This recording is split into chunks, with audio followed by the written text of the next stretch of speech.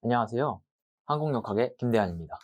자, 오늘은 항공역의 기본적인 공식들을 유도하기 위해서 이제 앞에 배워야 하는 벡터의 기본적인 내용과 그 연산에 대해서 한번 배워보도록 하겠습니다.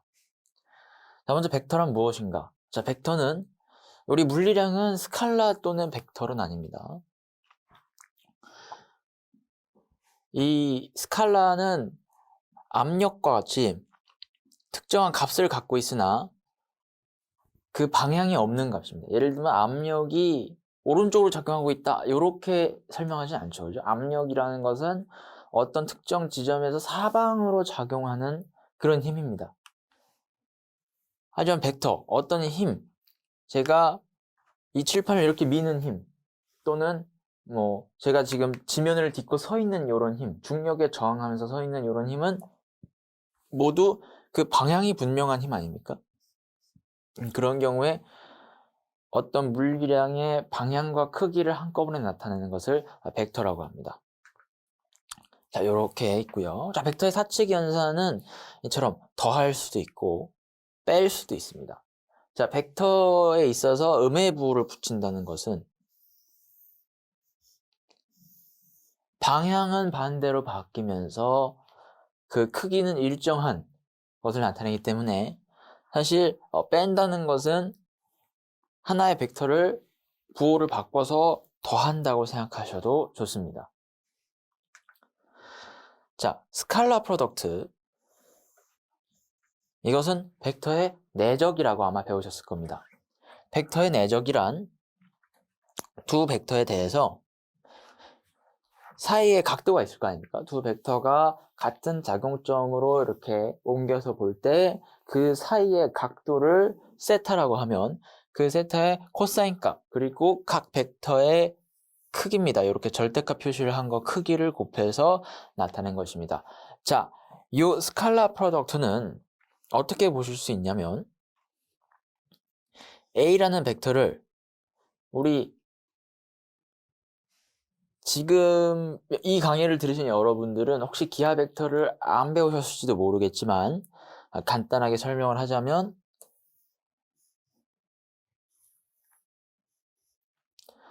어떤 한 벡터에 대해서 이 벡터가 벡터의 성분을 나눌 수 있는데 벡터의 성분을 다른 기준 벡터에 대해서 평행한 것과 수직한 성분으로 나눌 수 있습니다. 자, 벡터의 성분을 나눈다는 의미는 이 두 개의 벡터를 합치면 원래의 벡터가 되는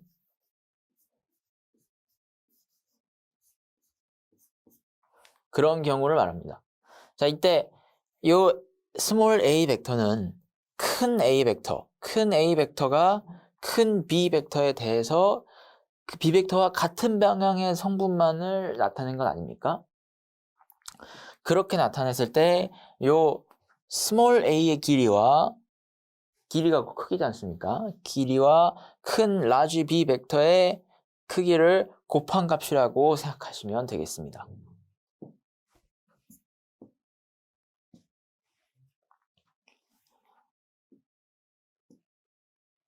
자, 이때 이 내적이라 함은 앞으로 우리가 속도와 어떤 면에 대해서는 보통 수직 벡터를 이야기하는데 이 수직 벡터와 이 면을 통과해 나가는 물질, 그러니까 통과해 나가는 기체, 공기들이 항상 이 면이 수직하게 나가는 것이 아니라 면이 이렇게 있으면 이렇게 비스듬하게 나갈 수도 있습니다.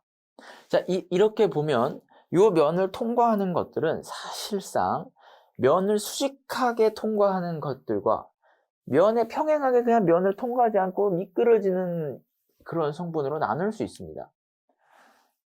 이걸 고려할 때 그러면 수직한 것만 봐야 유효한 건 아니겠느냐 할 때 이렇게 해당 벡터에 대해서 해당 벡터 성분만을 따오는 것, 이것을 이제 내적이라고 합니다. 만약에 B의 크기가 단위 벡터라면, 크기가 1인 벡터를 단위 벡터라고 합니다. 크기가 1이었다면 이것은 B 방향으로 B 방향으로 A의 길이가 얼마인지, 즉 크기가 얼마인지를 나타내는 그런 식이 되겠습니다. 자, 그러면 이렇게 넘어오면 벡터 프로덕트라는 게 있습니다. 자, 벡터의 스칼라 프로덕트는 내적, 벡터의 벡터 프로덕트는 바로 외적입니다. 자, 외적은 방향에 있는 벡터 값을 그 결과로 냅니다. 여러분이 아마 만약에 기하 벡터를 배우셨으면 아마 쉽게 아실 수 있을 텐데, 그렇지 않았다면 이렇게 생각하시면 되겠습니다. 자, 여기 I 벡터는 이따 설명드리겠지만 X축의 단위 벡터입니다. 그러니까 X축 방향과 평행하면서 크기가 1이고 인 단위 벡터인데 J는 Y축, K는 Z축 벡터입니다. 자, 이때 두 벡터를 외적한다고 하면 A 벡터의 성분을 이렇게 쓰고 B 벡터의 성분을 이렇게 씁니다. 이때 요 계산법은 다음과 같습니다. I 벡터와 E 벡터 요만큼의 성분을 계산하는 겁니다. 그런데 이때 계산할 때는 위에서 아래로 내려오는 대각선, 왼쪽에서 오른쪽으로 내려가면서 왼쪽 위에서 오른쪽 아래로 내려가는 대각선으로 먼저 곱합니다.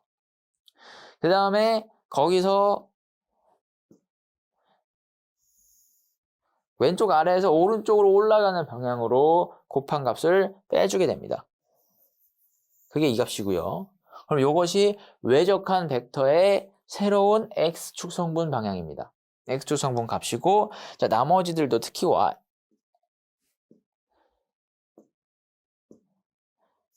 J 벡터가 좀 어려운데 J 벡터는 이렇게 생각하시면 돼요. 자, I 벡터는 요만큼이 계산 범위였다면 J 벡터는 이거를 이렇게 옮겨온다고 생각을 해봅시다. 그러면 I, AX, BX가 되지 않습니까? 그러면 이만큼을 아까 계산한 것과 같은 방식으로 이렇게 대각선 계산을 해주시면, 그래서 그 값을 빼주시면 이렇게 됩니다. 자, 이 방향에 주의하셔야 돼요. 방향에. 이 마이너스가 반대로 붙으면 전혀 다른 값이 나오기 때문에 방향에 항상 주의해 주셔야 됩니다.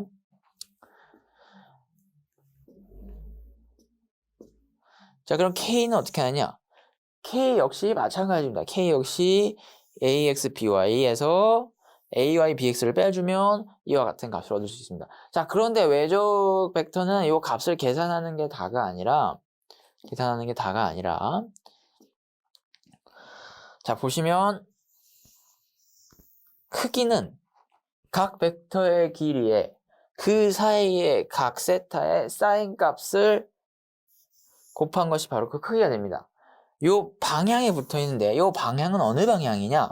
이 방향은 A 벡터와 B 벡터가 이루는 평면, 두 개의 반직선이지 않습니까? 결국에는 반직선, 선분이나 반직선이라 할 수 있는데 요 두 개의 선분이 이루는 평면이니까 요 평면에 수직한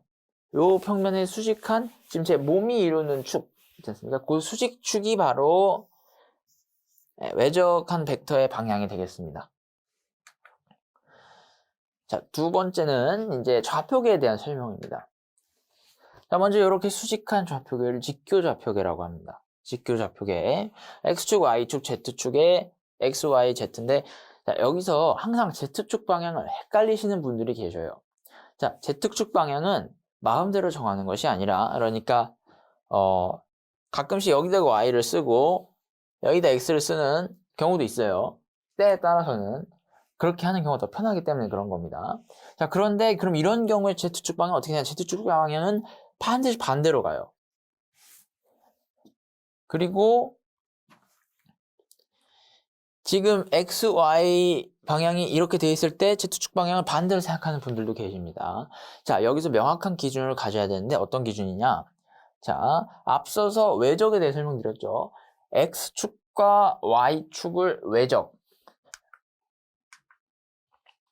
여기서 보시면 여기 A 벡터를 X축이라 봅시다. X축. 그리고 B 벡터를 Y축이라 봅시다.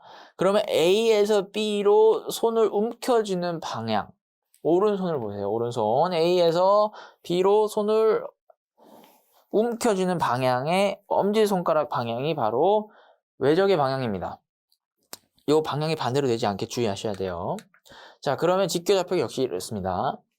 X축에서 Y축으로 오른손을 움켜쥐는 방향의 엄지손가락 방향, 오른손 엄지손가락 방향이 바로 Z축 방향입니다. 헷갈리지 않도록 주의하세요. 자, 요 직교좌표계는 어떤 기준점, 고정된 기준점을 두고 어떤 P점의 위치를 나타낼 때도 쓰이지만 P점에서 작용하는 힘이나 P점의 속도, 뭐 이런 다른 여러 가지 벡터 물리량들을 나타낼 때 역시 P점에서 요 직교좌표계 상의 x, y, z축 벡터를 기준으로 이렇게 어떤 벡터를 새로 만들 수 있습니다. 그런데 항상 직교좌표계가 편한 것은 아닙니다. 왜냐? 이 직교좌표계는 지금 우리가 일상적으로 생활하는 데는 어떤 위치를 나타낼 때 이게 편하다라고 할 수 있겠지만 항공기나 아니면 뭐 로켓이라든지 이런 특히 비행체 또는 뭐 관에서라든지 관내 유동이라든지 이런 것들에 있어서는 원기둥 또는 구면좌표가 훨씬 쉬울 수도 있어요. 특히 우주 공간에서 어떤 움직임을 표현할 때는 구면좌표계가 가장 효율적이고 쉬운 좌표계 아닙니까? 자, 이 좌표계들은 여러분이 이 공학자로서 계속 공부를 하면서 편한 것들을 찾아 쓰는 것 또한 여러분의 능력입니다. 어쨌든 원기둥 좌표계에 대해 계속 설명을 이어가자면 원기둥 좌표계에서는 Z축 방향은 그대로 가져갑니다. 이것은 원기둥의 축과 같은 것입니다. 원기둥의 축과 같은 것이고 X축과 Y축 벡터 대신에 기준점으로부터의 거리, 그러니까 기준점과 예를 들면 여기 P점이라고 한다면 이 P점은 Z축에 대해서 수선을 내릴 수 있습니다. 그렇지 않습니까? 여기 수선을 내린다고 하죠. 이 수선인데 수선을 내리면 거기까지의 거리가 있을 거 아닙니까? 그 거리가 바로 R입니다. R. 그리고 이 거리를 갖고 있는데 XY축에 대해서 어떤 기준축이 있을 겁니다. 그 기준축에 대해서 이 P라는 점이 얼마나 꺾어져 있는가. 이 수선을 내린 것이 기준축과 어떤 각도를 가지는가. 그것이 세타입니다. 그래서 R 세타 Z 좌표로 나타내고요. 구면 좌표계의 경우에는 지금 각도가 두 개인데 여러분 요거 헷갈리시면 안 되는 게 지금은 아까는 Z축이 이 방향이었죠. 그죠? 그거는 Z축을 이렇게 바라보는 게 더 쉬워서 그랬던 거예요. XY 평면을 우리 주로 다루니까 이 평면과 일치시킨 거고. 자, 그런데 구면 좌표계는 항상 3차원적인 뭔가가 필요할 때 써요. 그래서 X, Y축을 지금 이 면에 수직하게 놓고 그러면 X에서 Y로 손을 감아줄 때 엄지손가락을 향하는 방향, 바로 연직 위 방향이 Z축이 되겠습니다. 자, 이때 원점에서 어떤 점까지의 거리는 R로 표현하는 것은 원기둥 좌표계와 동일해요. 하지만 여기에 각도가 두 개가 더 들어가는데 P점에서 내가 표시하고 싶은 점에서 원점까지의 거리를 긋느라 선분을 사용했을 거 아닙니까? 그 선분이 과연 연직 위 방향을 바라보는 Z축과 이루는 각도가 얼마인가를 찾습니다. 그것이 폴라 앵글입니다. 폴라 앵글. 폴라라는 뜻이 극지방, 극 끝에 그런 뜻이죠. 그래서 Z축과 R 벡터가 이루는 방향이 세타. 그리고 P점을 XY 평면에 대해서 P점에서 수선을 내렸다고 합시다. P점에서 XY 평면에 대해서 수선을 내리면 이 선분과 X축이 이루는 Y축이 아니라 X축이 이루는 각도가 바로 아지무스 앵글입니다. 그래서 자, 우리 보통 이렇게 얘기를 하죠. 북위 몇 도, 동경 몇 도다. 이럴 때 위도는 극지방에서 우리는 이제 그 적도에서부터 올라오는 경우인데 이제 수학적인 표현에서 극지방이 이렇게 내려옵니다. 극지방이 내려왔을 때 요 각도, 위도랑 같은 겁니다. 그리고 경도는 어떤 지점, 우리 그 좌우선 있지 않습니까? 그 좌우선에서부터의 각도, 아지무스 앵글입니다. 자, 이 원기둥 좌표계는 이 원기둥 구면, 요건 구면 좌표계죠. 구면 좌표계, 원기둥 좌표계, 직교 좌표계는 사실 그냥 보기에는 뭐야, 같은 걸 다르게 나타낸 건가 그냥? 이렇게 생각하실 수 있는데 앞으로 이제 알려드리겠지만 유체에 있어서 어떤 그 수학적인 식을 전개할 때 나타나는 현상이 좀 다릅니다. 뭐 상수가 좀 추가되고 어떠고 뭐 그런 형식입니다. 자, 그 다음은 그레디언트입니다. 그레디언트. 자, 제가 그레디언트라고 한 것이 꼭 기억하셔야 될 것은 그레디언트는 어디에만 쓰인다? 그레디언트는 스칼라에만 쓰인다는 겁니다. 스칼라. 압력 또는 뭐 온도도 방향이 없죠. 그죠? 열의 전달 방향이 있을 수 있지만 그 지점의 온도는 방향이라는 것이 없어요. 온도, 압력, 질량이라든지 뭐 밀도라든지 이렇게 방향이 없는 값들에 대해서 그 값들은 방향은 없지만 이 방향으로 가면 온도가 증가할 수 있죠. 그죠? 이 방향으로 가면 압력이 증가할 수 있죠. 그죠?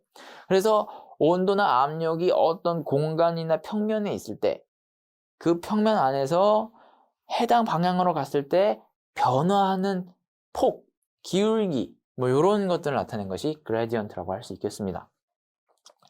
그레디언트 오브 스칼라 필드라고 하면 그러면 벡터가 아닌 장에서 벡터가 아닌 어떤 물리량이 주어진 공간에서 그 물리량들이 이 방향으로 가니까 이만큼 증가했어요 라고 하는 거 아닙니까? 그러면 그레디언트 오브 스칼라 필드는 무엇이다? 방향과 크기를 가진 벡터량이다 라는 것을 기억해 주시기 바랍니다.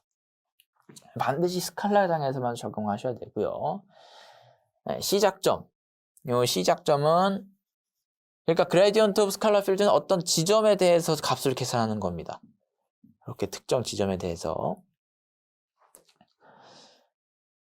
단위 길이당 시작점에서 제가 이 점에서 시작해서 여기 이 점에 시작했을 때 이렇게 가면 온도가 뭐 증가할 수도 있고 감소할 수도 있고 어느 방향으로 가나 그렇습니다. 하지만 이 점에서 시작했을 때 가장 많이 최대로 온도가 증가하는 방향이 있을 거 아닙니까? 단위 길이당 최대 스칼라 변화 증가할 수도 있고 감소할 수도 있죠. 그 최대 스칼라 변화의 방향과 그레디언트 방향은 일치합니다. 자, 이 의미는 압력으로 생각을 하면 그 외에 우리 일기예보를 보면 등압선이 나오지 않습니까? 압력이 같은 선을 이렇게 이어서 이렇게 산을 보더라도 지도를 보더라도 등고선이 나오고 높이와 같은 지점이 있지 않습니까? 산으로 하는 게 이해가 빠르겠네요. 산에서 이렇게 가는 것과 이렇게 가는 것 중에 어떤 방향이 가장 높이가 빨리 변하는 방향입니까? 이 방향 아닙니까? 이 방향. 그죠? 산에 올라가는 수직으로 정상으로 가는 방향이 가장 빠르게 높이가 변하는 방향입니다. 자, 그렇다면 이 산을 등고선으로 옮겨 놓으면 약간 정상이라고 하고 이렇게 이런 식으로 등고선이 있다고 합시다. 그러면 이 지점 A라는 지점에서 정상으로 올라가는 방향 사실 뭐 정상으로 올라가는 방향이 꼭 그건 아니지만 어쨌든 우리 이해를 위해서 정상으로 올라가는 방향이 있다고 한다면 그 방향으로 가는 것이 그레디언트 방향인 겁니다. 자, 이때 등위선 이렇게 등고선, 등압선 이렇게 같은 값을 이어준 선이 바로 등위선입니다. 아이솔라인이라 하고요. 그 아이솔라인은 그레디언트에 정확하게 수직합니다. 만약에 등고선이나 등압선이 그려져 있다면 거기에 수직하게만 그리면 그레디언트 방향이 됩니다. 임의 방향에 단위 벡터와 내적을 시키면 이게 무슨 말이냐면 자, 여기서 예를 들면 우리가 이렇게 경계면을 그었다고 합시다. 경계면을 그었을 때 경계면에 수직한 벡터 어떤 면의 수직 벡터라고 합니다. 이것을 수직한 단위 벡터를 보면 여기서 압력이 이렇게 증가한다는 뜻 아닙니까? 그레디언트 P가 이 방향으로 압력이 이렇게 증가하고 있다. 그 말인즉슨 우리 유체에서는 압력이 높은 곳에서 낮은 곳으로 물도 흐르고 공기도 흐르지 않습니까? 바람도 불고요. 공기 흐르는 것이 곧 바람이니까요. 그러면 속도는 이렇게 올 텐데 이 면을 통과하는 속도, 이 면을 통과하는 속도는 곧 이 면을 통과하는 압력의 그레디언트의 면에 수직한 성분과 연관이 있을 거 아닙니까? 그럴 경우에는 앞에서 배운 내적을 활용하면 된다라는 겁니다. 어떤 그레디언트가 이 방향으로는 그러면 얼마나 증가하는가? 그러니까 이 방향으로 갔을 때 온도가 이만큼 증가하고 이게 가장 큰 증가량의 방향이 또는 가장 큰 감소량의 방향이다라는 것은 알겠다 이겁니다. 그건 알겠지만 내가 원하는 것은 가장 최대 방향이 아니라 내가 원하는 이 방향에 대해서 또는 이 방향에 대해서 온도가 얼마나 빨리 증가 감소하는가 알기 위해서는 두 개의 벡터를 내적하면 된다는 겁니다. 얼마나 편리한 도구입니까? 그렇지 않습니까? 그래서 이런 식으로 계산하면 됩니다. 지금 보시면 ds 임의의 방향으로 단위 길이만큼 이동할 때 압력이 얼마나 변하는가를 알고 싶다면 압력의 그레디언트를 구하고 해당 방향의 단위 벡터를 구해서 두 개를 내적해주면 된다 이겁니다. 아까 말씀드렸듯이 압력의 차이가 곧 기체에서는 바람이 불어가는 방향이기 때문에 요거 굉장히 중요한 개념이라 할 수 있겠습니다. 자, 그레디언트 P는요, 이런 식으로 계산합니다. 자, 지금 보시면 아까 설명드렸던 것 중에서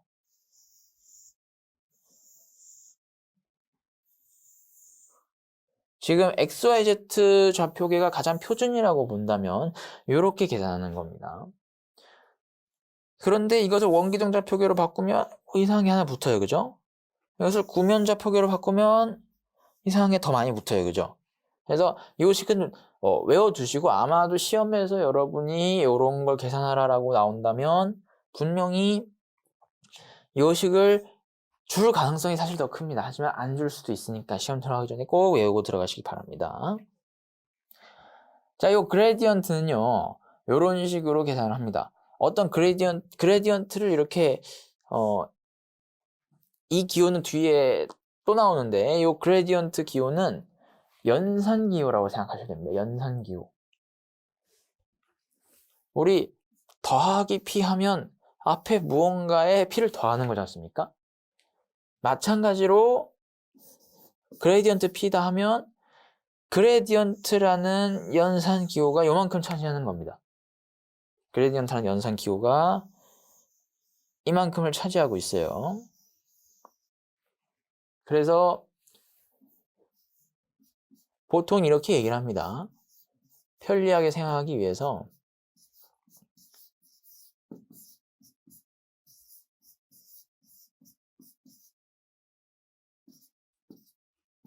이렇게 얘기를 합니다.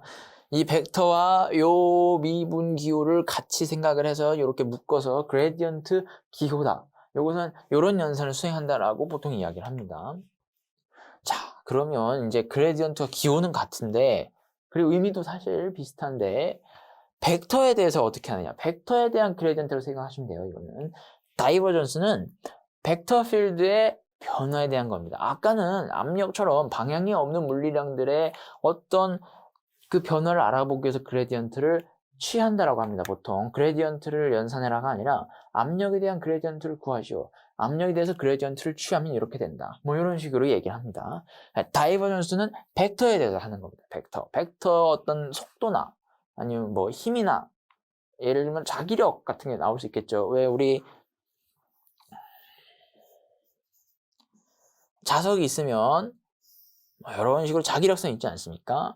요 자기력선이 뭐다? 자력이 작용하는 힘의 방향이라는 거죠. 힘의 방향. 자속선이니까요. 그죠? 제가 알기로는 요 자력선이 이렇게 조밀하면 조밀할수록 그 해당 부분에서 자력이 굉장히 강한 걸로 알고 있는데 이 등 자기장이 동등한 자기장의 수준이 동등한 선들을 이어서 만든 것이 자기력선이라 한다면 그 자기력선이 수직하게 작용하는 것이 뭐다? 바로 자력이라는 거죠. 그래서 이런 식으로 생각하시면 되겠습니다. 자, 속도장의 경우에는 우리 이제 유체를 하고 있으니까요. 속도장의 경우에는 이 다이버전스를 취했을 때 그 결과가 곧 해당 미소 부분의 최적 변화량이 되겠습니다. 다이버전스 자체를 하나의 벡터로 인식하면 좋아요. 연산 벡터. 아까 그레디언트도 똑같이 말씀드렸죠. 자, 여기서 보시면 지금 이 결과는 어떤 결과냐면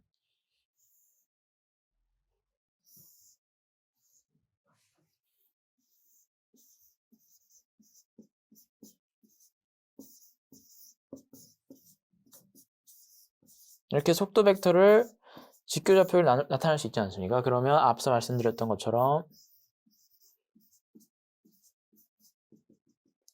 해서 요 다이버전스 기호를 벡터로 나타내면 이렇게 됩니다. 자, 이때 내적을 시킨다 하면 이것과 이것을 내적시키고 이것과 이것을 내적시키고 이것과 이것을 내적시키는데 ijk는 좀 더 수직한 벡터니까 내적시키면 결과가 0이 됩니다. 그래서 이것과 이 x 성분만이 결과로 남아서 이렇게 되는 겁니다. 자, 이때 중요한 게 뭐냐? 이때 중요한 것은 벡터와 벡터를 지금 내적하고 있지 않습니까? 결과는 뭐다? 스칼라다. 그래서 스칼라를 얻게 됩니다. 여기에 이제 y 성분, z 성분을 같이 구해서 나타낼 수 있습니다. 앞서 말씀드린 것처럼 이런 식으로 뭔가 다른 게 하나씩 들어가요. 뭔가 다른 게. 그죠? 뭔가 다른 게. 잘하는 학생들은 이걸 다 외우고 있습니다. 사실 외우고 있는 것이 어떤 문제를 해결하는 데 훨씬 도움도 되고요. 자, 그러면 아까 내적 말고 외적도 있었죠? 그러면 똑같은 연산자를, 동일한 연산자를 외적도 시킬 수 있을 거 아니에요, 그죠? 그러면 아까 외적한 방법을 그대로 적용하면 이렇게 나옵니다. 이것을 뭐라 한다? 이것을 컬이라고 합니다. 컬. 컬 오브 벡터 필드라고 하면 벡터에 대해서 이 역삼각형 연산자를 외적시키면 결과는 뭐다? 벡터 외적이니까 벡터 필드가 나옵니다. 벡터. 자, 만약에 어떤 속도장이 있어요. 공기가 이렇게 흐른다는 그 속도를 나타내는 자료값이 뭐 2차원 평면 또는 3차원 공간 안에 있다고 칩시다. 그러면 그 경우에 컬의 결과는 뭐다? 컬을 취한 결과는 해당 지점에서 각속도 어떤 지점을 기준으로 역시 모든 물리량에서 기준은 오른손입니다. 오른손. 이 지면서 뚫고 나온다는 것을 기준으로 할 때 오른손이 감아지는 방향이 대부분 뭐다? 양의 방향입니다. 보통 이제 컬의 방향이 이럴 경우에 양의 방향이라고 하고요. 자, 주의하셔야 될 게 항공역학은 뭐만 예외다? 무엇이 예외죠? 바로 비행기는 이렇게 해서 비행기가 아래로 처지는 방향이 아니라 위로 떠오르는 방향이 양의 방향이죠. 그죠? 그래서 보통 그런 경우에는 Z축 어떻게 한다? Z축을 뒤집어서 지면으로 들어가는 방향을 기준으로 이렇게 감아 올려서 이 방향이 플러스로 합니다. 자, 어쨌든 컬을 취하면 이렇게 돌아가는 속도, 어떤 물리량 전체가 이렇게 돌아갈 수 있겠죠. 이 기준점을 중심으로. 자, 이것은 회전판이 돌아가듯이 모든 게 똑같은 각속도를 갖고 돌아가는 게 아니라 모든 지점에 대해서 이 값을 정의할 수 있다 이겁니다. 이 굉장히 중요한 부분인데 나중에 양력을 해석하면서 그 이론에 굉장히 많이 쓰입니다. 그래서 아마 여러분이 그때 가서 다시 한번 설명을 드릴 거예요. 그래서 각속도의 2배가 됩니다. 이 컬의 결과가. 각속도를 보통 오메가로 표현하니까 2오메가가 되겠죠. 자, 벡터는 여러 가지 방법으로 연산을 할 수 있지만 우리가 유체역학, 공기역학, 항공역학에서 특히 많이 사용하는 그런 연산 방법은 바로 선적분, 면적분, 부피적분입니다. 각각 라인, 서페이스, 볼륨 인테그럴이라 하고 어떻게 적분하느냐? 이 전체 벡터장 또는 뭐 벡터장이 아니라 이제 스칼라라 해도 적분을 할 수 있습니다. 그렇지 않습니까? 보통 스칼라는 적분하지 않지만, 왜냐하면 뭐 압력이라 그러면 이 공간 안에 압력이 비슷하다라고 할 거 아니에요, 그죠? 여기서 이렇게 적분을 해서 얻는 것도 없고요. 하지만 벡터라고 한다면 이렇게 선을 따라서 적분할 수 있어요. 예를 들면 각 지점에서의 벡터량이 뭐 이렇게 될 수도 있겠죠, 그죠? 그러면 이 값들을 지나가면서 다 더하는 겁니다. 다 더한 것이 선적분, 면에 대해서 더한다면 면적분, 그리고 부피에 대해서 더한다면 부피적분입니다. 적분에 대해서 여러분이 생각하셔야 되는 게 인테그랄이라는 거 수학적인 의미가 그냥 더한다가 아니에요. 그냥 더한다가 아니라 잘게 쪼개요. 미분한 다음에 더한다는 겁니다. 미분한 다음에 더한다.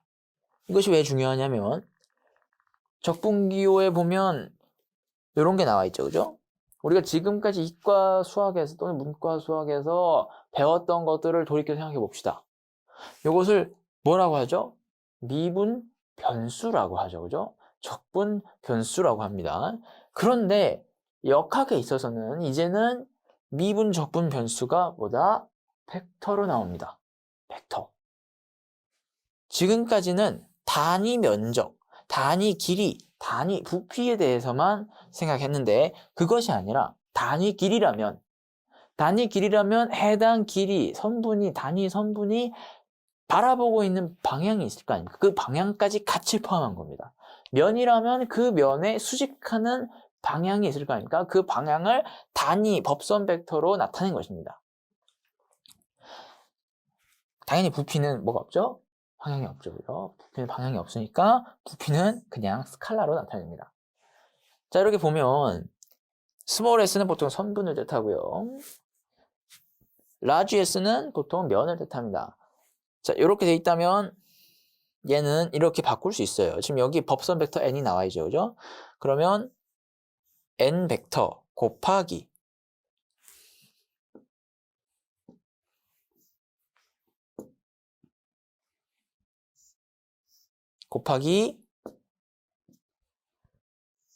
스칼라 ds로 나타낼 수 있습니다. 해서 앞으로 이렇게 쓰면 구분이 잘 안 가잖아요. 인쇄체 말고는. 제가 벡터인 경우는 이렇게 표시를 하겠습니다. 자, 어쨌든 근데 여기 곱하기는 벡터와 벡터 사이의 외적 기호가 아니라 그냥 벡터와 앞에 a라는 어떤 벡터가 있겠죠, 그죠? 이 벡터를 내적한 값은 스칼라니까 이 스칼라의 곱하기입니다. 우리가 흔히 아는 그런 곱하기. 그래서 이런 식으로 우리가 다양한 연산을 할 수 있어요. 자, 그런데 이게 끝이 아니라는 거죠. 이게 끝이 아니라는 거죠. 선적분, 면적분, 부피적분에 있어서 사실은 요거 사이에 어떤 관계가 있다는 겁니다. 관계를 얘기하기 전에 먼저 이제 여기서부터 여기까지 하면 열린 선분이라고 하죠. 그죠? 열린 곡선. 그런데 하나의 루프를 다 돌면 폐곡선이라고 합니다. 폐곡선. 마찬가지로 뭐 면적이라든지 이것도 전부 다 요 닫힌 면적 안에서 이 닫힌 면적이라 하면 면적이 이렇게 열려 있다가 아니라 모서리가 있는 게 아니라 모서리가 없이 구라면 구의 표면적이라든지 뭐 아니면 지금 여기 칠판의 표면적이라든지 어떤 이미 부피의 표면적을 닫힌 면적이라고 합니다. 그 면적들에 대해서 닫혔다라는 표현을 씁니다.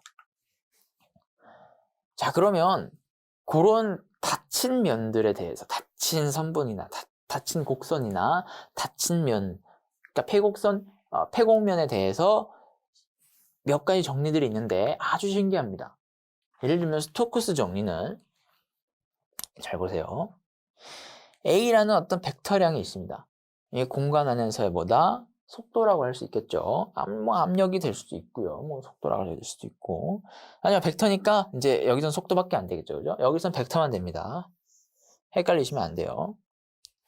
그래서 어떤 벡터에 대해서 폐곡선을 따라서 적분을 합니다. 적분을 하면 그것은 뭐가 된다? 폐곡선을 따라서 적분했을 뿐인데 이 면적 전체에 대해서 적분한 다른 물리량과 같은 값이 되는 거예요. 물론 여기서 이걸 증명하지 않겠지만 수학적으로 증명이 가능한 부분입니다. 자, 아까 A를 속도로 생각하면 어떨까 얘기를 했죠. A를 속도로 생각해버리면 이 부분은 아까 뭐가 된다고요? 각속도가 된다고 했죠. 그래서 이 각속도의 2배죠. 그죠? 2오메가가 됩니다. 자, 각속도라는 건 역시 방향을 갖고 있는 거예요. 예를 들면 바퀴가 회전한다고 할 때 바퀴가 공간에서 여길 축으로 이렇게 회전할 수도 있고 반대로 회전할 수도 있고 반대가 되면 음의 부호가 붙겠죠. 그죠? 그리고 바퀴가 이렇게 해서 이렇게 회전할 수도 있는 겁니다. 그렇죠? 그래서 회전한 방향과 그 크기, 얼마나 빨리 회전하는지 그런 걸 나타내는 게 각속도인데 각속도 벡터가 되기 때문에 그럼 우리는 이것을 물리적으로 이렇게 이해할 수 있어요. 뭔가 여기 안에서 회전이 일어나는 것 같아요. 하지만 그거를 이 모든 거에 대해서 다 계산을 하자니 너무 계산량이 많은 거예요. 그럼 이렇게 생각하자는 거죠. 뭔가 회전이 일어나는 것 같은데 여기 안에 회전이 얼마나 크게 일어나는지 많이 일어나는지 알고 싶어요. 그러면 여기 겉에 이 회전만 포함되도록 충분히 작으면서 적당한 테두리를 결정할 수 있겠죠. 그죠? 이 테두리를 결정할 때는 연산이 쉽고 또 계산하는데 큰 어려움이 없이 모든 지점을 알고 있는 테두리로 결정을 해야 할 겁니다. 그렇게 된다면 그 테두리를 따라서 속도 벡터를 적분한 그 결과가 바로 뭐다? 그 결과가 여기 내부에서 일어나는 모든 회전 각속도를 합한 것과 같다는 거죠. 그거의 2배, 그거의 2배가 같다는 겁니다. 그게 스토크스 정리의 물리적 의미예요. 만약에 여기에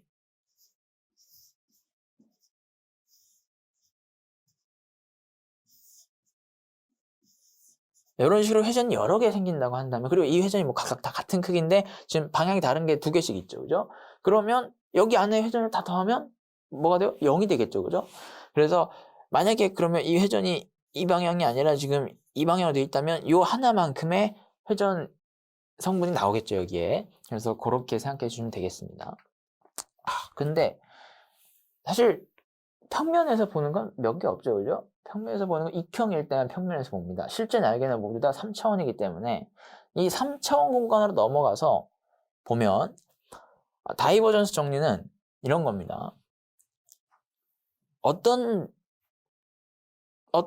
폐공면에 대해서 완전히 다른 거예요. 그러니까 이 면이 아니라 이것은 닫힌 곡선, 폐곡선 안에 포함된 면적이고 하나의 평면이겠죠. 그죠? 하나의 평면인데 이게 아니라 넘어와서 3차원으로 와서 어떤 3차원 공간상의 부피를 감싸고 있는 폐공면에 대해서 그 면에서의 모든 속도로 합시다. 우리 속도를 전부 다 뭐 하면 이렇게 적분을 해버리면 면에 대해서 적분을 하면 그것이 결국 뭐가 된다? 그것이 부피에서 모든 값을 계산한 것과 같다라고 합니다.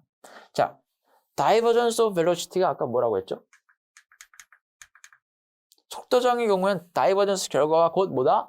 최적의 변화량이라고 했지 않습니까? 이따가 증명할 거예요. 그래서 이 전체 부피에 대해서 최적의 변화량을 전부 다 적분한 것과 같다는 거죠. 이 폐곡면이 계속 움직이면서 부피가 일정한 게 아니라 이쪽 면은 움직이지 않는데 이쪽 면만 확 움직여서 그럼 부피가 늘어나는 셈이 되지 않습니까? 물리적으로 이런 의미인 거예요. 이 다이버전스 티오럼은. 그런데 공간상의 물리량이 반드시 벡터량만 있는 건 아니죠. 그죠? 뭐도 있어요?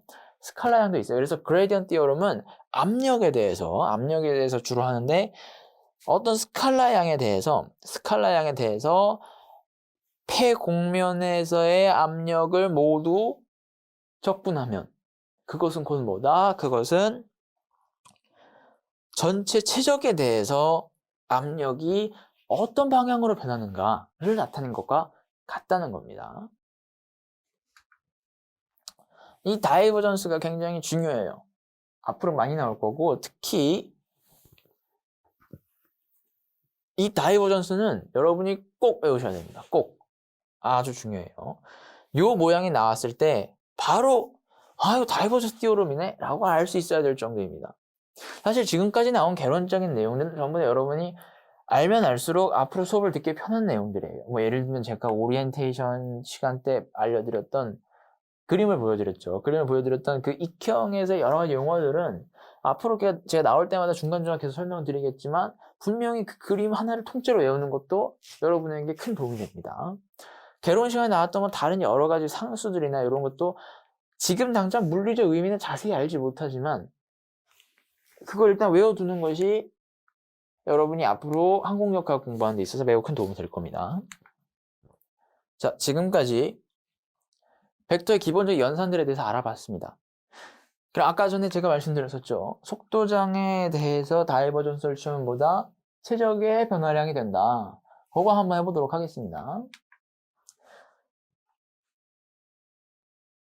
다이버전스 벨로시티는 정확한 요 문구를 다 외울 필요 없지만 요런 의미다. 만약에 내가 영어로 얘기한다면 이렇게 얘기할 수 있다. Time rate of change of the volume. 부피의 시간에 따른 변화율이다. Of a moving fluid element. 움직이는 유체의 어떤 그 단위 요소에 대해서 per unit volume. 그 요소가 단위 최적이라는 거예요. 단위 최적, 움직이는 단위 최적의 유체에 대해서 부피의 시간에 따른 변화율이 된다는 겁니다. 자, 요렇게 지금 요게 3차원상의 부피예요. 부피가 어떤 폐곡면 안에 갇혀 있는데 폐곡면에서 법선 벡터, n 벡터, 그리고 그 곡면을 통과하는 유체의 속도 벡터가 있다고 합시다. 자, 요때 항상 모든 적분이 그렇듯이 구분구조법을 쓰는데 요 작은 면적, 표면적에서 어떤 조그만 면적을 떼서 보면 물론 곡면이겠지만 우리는 하나의 법선 벡터를 갖는 평면이라고 우리는 가정을 하는 겁니다. 아주 미소한 평면. 그러면 그 미소한 평면에서는 물론 그 평면 내에서 속도는 다 다르겠지만 어떻게 다 같을 수가 있겠어요, 그죠? 다 다르겠지만 하나의 속도 벡터를 모두 갖는다고 가정을 하는 겁니다. 네, 그런 식으로 해서 하면 최적의 변화는 어떻게 구하죠? 최적의 변화는 단위 최적의 시간에 따른 변화율이니까 단위 시간당 최적이 얼마나 변하는지를 구하면 되는 거예요. 단위 시간당 최적의 변화는 요 기둥을 계산하면 되는 거 아니겠습니까? 요 기둥은 요 면적에 지금 요 거리를 곱하면 되는 것이 아니라 이 기둥은 저처럼 이렇게 똑바로 서 있는 것이 아니라 마치 피사의 사탑처럼 이런 식으로 기울어 있는 겁니다. 기울어 있는 기둥인데 우리가 알기 쉽게 표현을 하면 지금 이런 식인 겁니다. 그러면 이 높이를 계산해서 여기 작은 표면적의 높이를 곱해야만이 최종적으로 미소 부피가 될 거 아닙니까? 늘어난 미소 부피. 그런데 지금 우리는 알고 있는 게 요 길이밖에 없는 거예요. 요 길이는 미소 시간의 속도를 곱한 것입니다. 그러나 이 속도를 곱한 요 길이가 이 높이가 되게 하기 위해서는 좋은 도구를 우리가 갖고 있죠, 그죠? 바로 법선 벡터입니다. 법선 벡터. 면의 수직간 법선 단위 벡터. 면의 수직간 단위 벡터 법선 벡터와 요 전체 속도 벡터의 미소 시간을 곱한 걸 내적을 시키면 여기 세타를 기준으로 코사인 값만큼만 남기 때문에 h를 얻을 수 있습니다. 그래서 이렇게 계산하면 이 값이 바로 뭐다? 지금 여기서 부피는 약간 기울어진 채로 썼죠. 항상 부피와 속도가 헷갈리기 때문에 그렇습니다. 이런 식으로 쓰면 이와 같이 늘어난 미소 부피를 구할 수 있어요. 자, 이것을 시간에 따른 변화로 나타내고자 한다면 단위 시간당 늘어난 미소 부피가 지금 단위 면적당 미소 면적당 늘어난 부피니까 이것을 전체 면적에 대해서 다 뭐 해야 된다? 적분해야 된다는 거죠. 그래서 다 적분을 합니다. 다 적분을 하면 우리가 델타 t는 일정하니까 없앨 수 있고 그러면 이와 같이 남습니다. 자, 이게 뭐예요? 이게 속도 벡터를 폐곡면에 대해서 적분한 거예요. 그럼 이것은 다이버전스 티오럼에 의해서 뭐다? 이렇게 변하는데, 자, 이 관계는 수학적으로 증명이 된 거예요. 이 관계는 수학적으로 증명이 된 거고, 그런데 물리적 의미를 따져보니까 이것이 곧 뭐다? 이것이 곧 시간에 따른 미소 최적의 최적 변화율이었다는 거예요. 결국 우리가 이런 식으로 쓸 수 있고, 지금 여기 델타 V라고 하면 미소 최적이라는 말이에요. 이 미소 면적이 쌓고 있는 폐곡면 또한 뭐다? 미소 최적이라는 거죠. 그래서 우리가 이와 같이 다이버전스 벨로시티가 곧 볼륨의 시간에 따른 변화율이다 라는 것을 우리가 이렇게 증명할 수 있습니다. 이것이 곧 뭐다? 시간에 따른 변화율이다. 근데 그냥 시간에 따른 변화율이 아니라 단위 최적의 시간에 따른 최적의 변화율이라는 거예요. 그냥 최적의 변화율이 아니라. 그러면 이 다이버전스 벨로시티 어떤 한 점, 그러니까 미소 최적에 대한 거였으니까, 미소 최적이 다 속도가 일정하다고 보고 한 거였으니까, 그러면 가만히 생각해보자. 이거를 전체 다 적분을 하면, 그러면 그 최적에 대해서 각 부분의 미소 최적에 대해서 변화를 계산했으니까 이걸 다 적분하면 뭐가 돼요? 전체 최적에 대한 시간에 따른 최적의 변화율이 되겠죠. 그죠? 그래서 이런 식으로 우리가 생각할 수 있습니다. 자, 여기까지 해서 우리가 벡터의 기본적인 앞으로 이제 이 비점성, 비압축성 유체, 우리가 항공역학을 다루는 그런 유체에 대해서 이 유체 지배 방정식들, 이 유체가 기본적으로 어떤 원칙을 갖고 우리가 해석을 해야 하는지 그런 지배 방정식들을 유도를 할 거예요. 그 유도를 하기 전에 앞서서 그 유도에 필요한 여러 가지 벡터의 연산들과 뭐 기본적인 그 연산 방법, 많이 사용되는 연산들에 대해서 한번 배워봤습니다. 다음 시간에는요, 그런 지배 방정식을 실제로 유도하기 위한 시작 작업을 할 겁니다. 지금까지 항공역학의 김대한이었습니다. 감사합니다.